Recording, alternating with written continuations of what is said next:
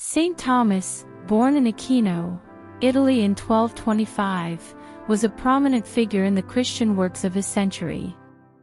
Despite living in a time of great Christian works and many great names, his thought and work stood out.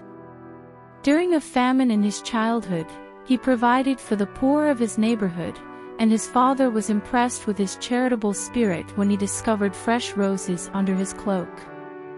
This event inspired his father to give him permission to follow all inspirations of his charity. Saint Thomas made a vow to lead a life of study and prayer, refusing to allow himself to be distracted by anything that could lead him to a life of ease. His professors recognized him as a genius during his studies at the University of Naples, but it was Saint Albert the Great who predicted that this mute ox would one day be heard throughout the world.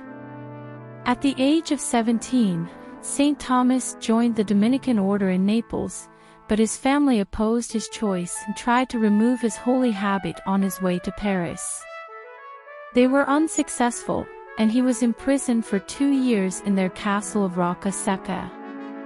While in confinement, his brothers attempted to entrap him into sin, but he drove the courtesan from his chamber and was gifted with the grace of perpetual chastity. He later founded the Confraternity of the Angelic Warfare for the preservation of the virtue of chastity. After escaping, Saint Thomas went to Cologne to study under Blessed Albert the Great, and was later sent with him to Paris, where he taught philosophy and theology for several years.